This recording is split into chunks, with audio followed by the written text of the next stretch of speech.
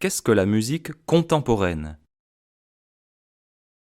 La musique contemporaine s'est développée durant la seconde moitié du XXe siècle et le début du XXIe siècle, c'est-à-dire de 1945 à nos jours.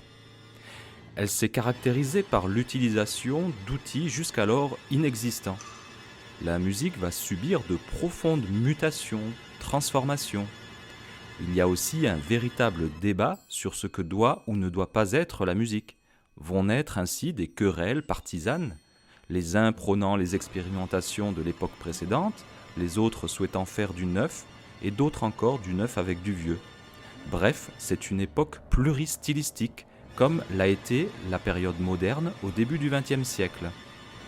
C'est l'époque des premiers synthétiseurs et de la musique électroacoustique ou électronique.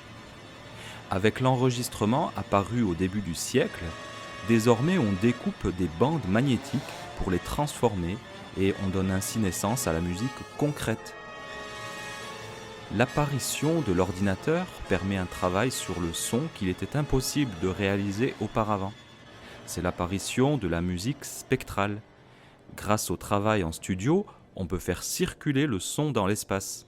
Cette notion de spatialisation du son devient une préoccupation majeure chez les compositeurs. Et la naissance de la musique aléatoire permet de rendre chaque interprétation d'une œuvre totalement unique. C'est le début des œuvres dites ouvertes. En conclusion, la musique contemporaine, c'est de nouveaux outils pour une musique totalement nouvelle.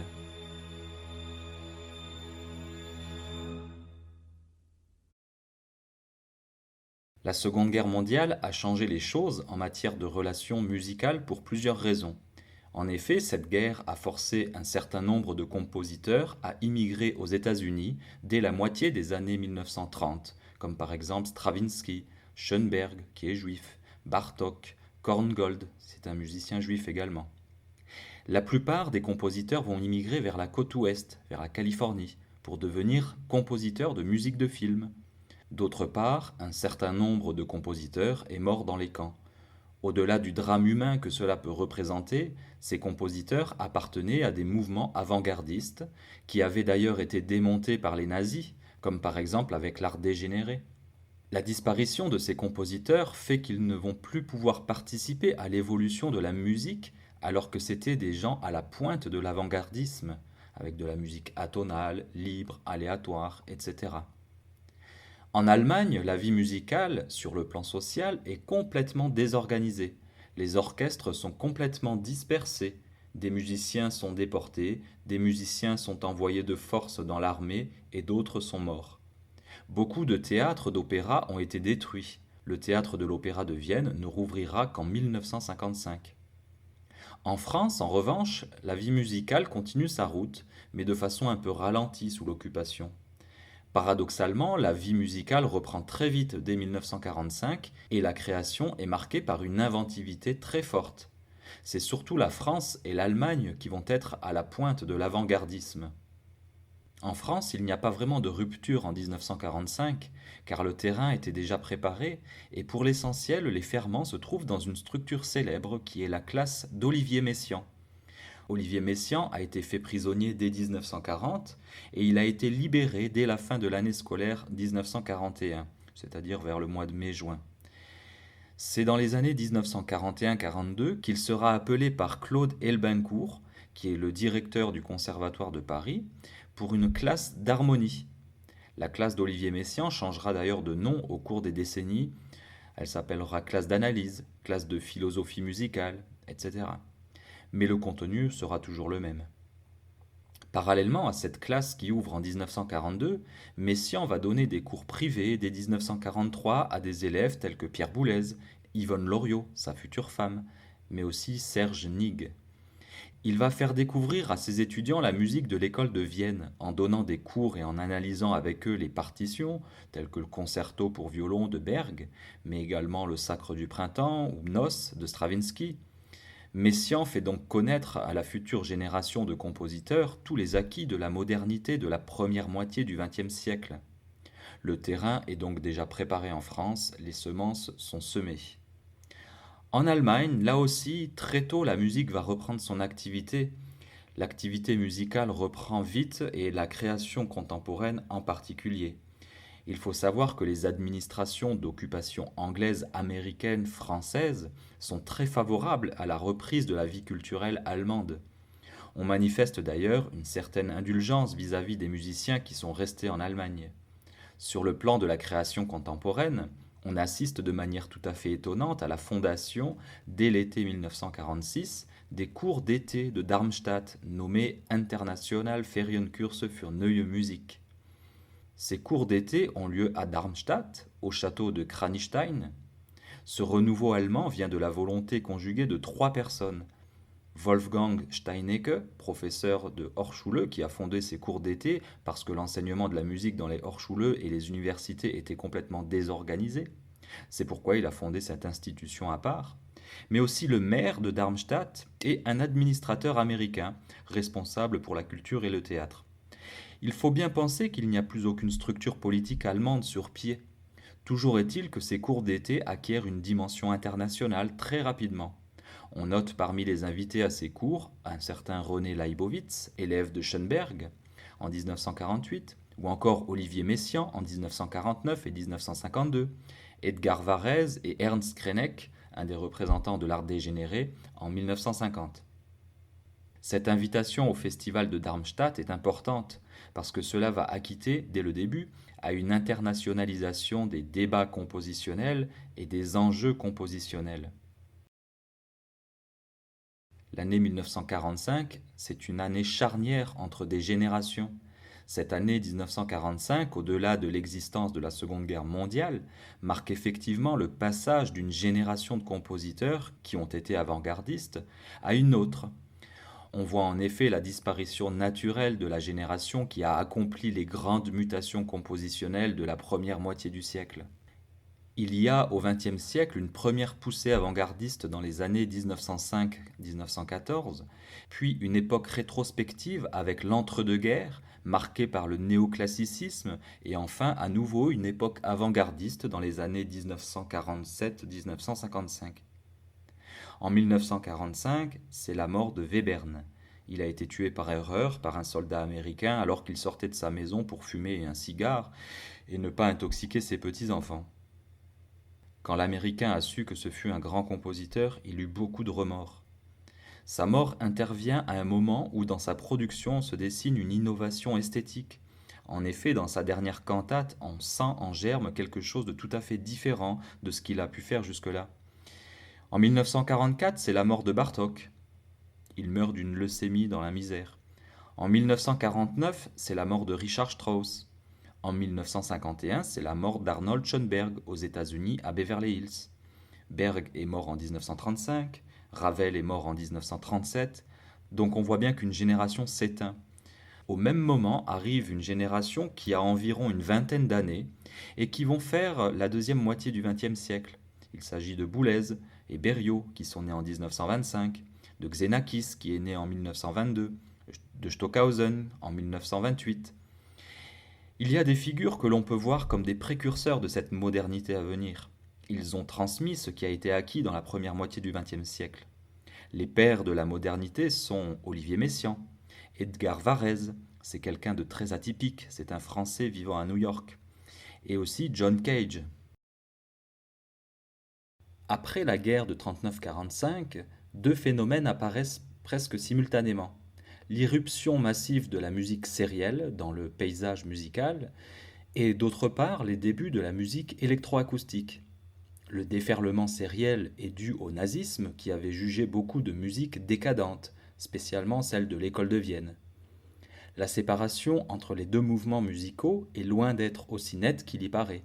Les compositeurs qui s'étaient tournés avec ferveur vers la musique sérielle post-webernienne vont l'abandonner plus ou moins vite, s'en éloigneront et feront plus ou moins appel aux ressources de l'électroacoustique.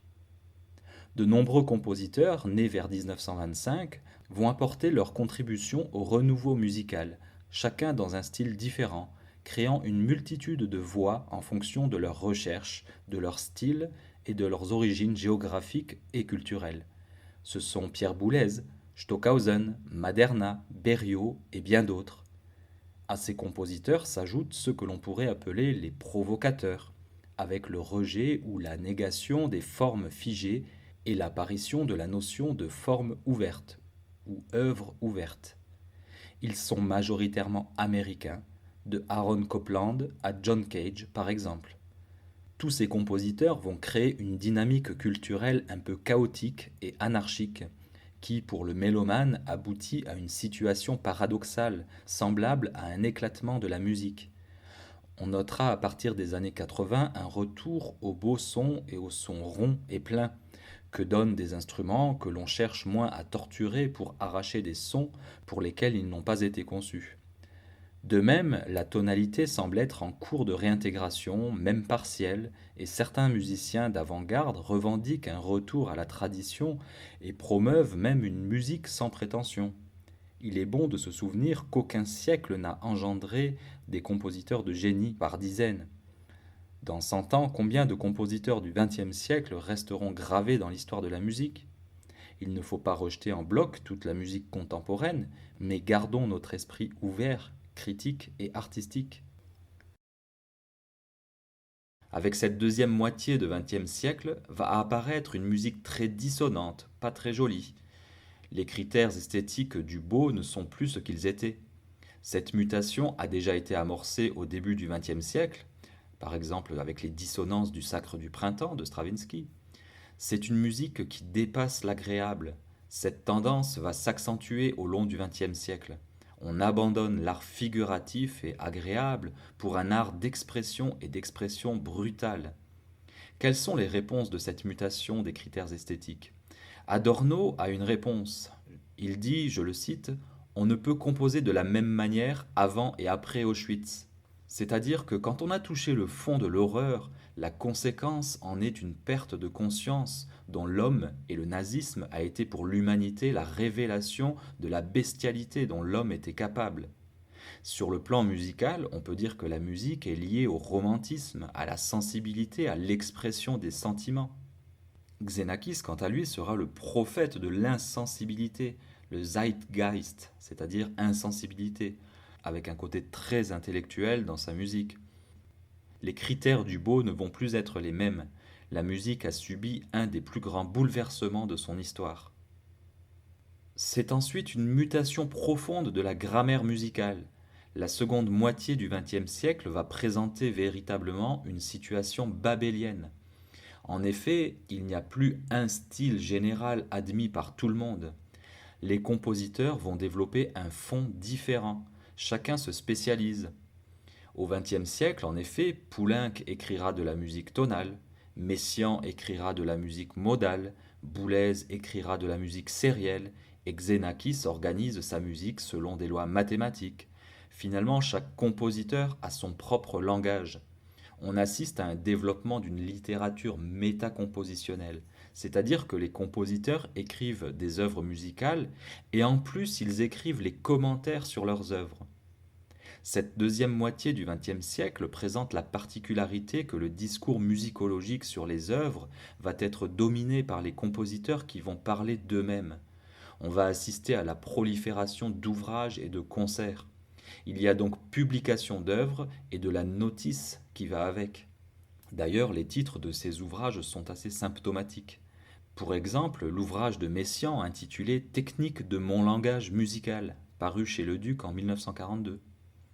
Les nouveaux langages qui vont se développer dans cette deuxième moitié du XXe siècle vont être pour l'essentiel des amplifications des novations de la première moitié du siècle. En voici quelques exemples. Tout d'abord le sérialisme qui devient intégralisé. L'origine du sérialisme, c'est Arnold Schoenberg et le dodécaphonisme. On parle d'ailleurs de sérialisme intégral, c'est-à-dire qu'il va toucher tous les paramètres du son et plus seulement les hauteurs. Deuxième exemple, la musique concrète. C'est l'intégration de nombreux bruits dans la musique. Alors elle a été initiée dès 1913 par les bruitistes italiens avec le fameux manifeste L'art des bruits de Russolo.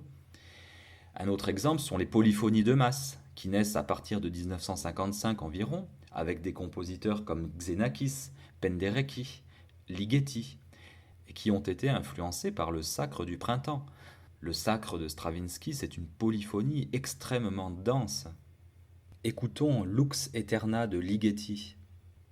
Écoutons maintenant Pierre-Henry dans Variations pour porter un soupir. Cette œuvre a été créée à Paris le 27 juin 1963. Il s'agit d'un des exemples les plus représentatifs de la musique concrète. Avec le développement de la technique d'enregistrement, un monde nouveau s'ouvre à la musique, celui des bruits de notre environnement. Autre mutation, ce sont les mutations qui dépassent la seule grammaire musicale. Il serait réducteur en effet de voir dans cette seconde moitié du XXe siècle uniquement des innovations de langage. Les mutations sont plus profondes et atteignent des catégories fondamentales de la pensée compositionnelle. Tout d'abord, la mutation de la forme. En ce qui concerne la forme, au-delà de la disparition de genres et formes traditionnelles telles que l'opéra, la cantate, l'oratorio, etc., on assiste à la disparition des critères mêmes qui définissent la forme. En effet, la perception d'une forme musicale repose sur le phénomène de la mémoire. Pouvons-nous identifier une forme sonate en étant amnésique? La mémoire, en fonction de ce qu'elle a entendu, peut anticiper la musique et elle induit des conduites patentes ou de surprise. Justement, la symphonie La Surprise de Haydn fonctionne selon ce principe. On attend quelque chose et c'est quelque chose d'autre qui arrive. Les critères de définition de la forme reposent à la fois sur l'identification et la différenciation entre les éléments du discours musical.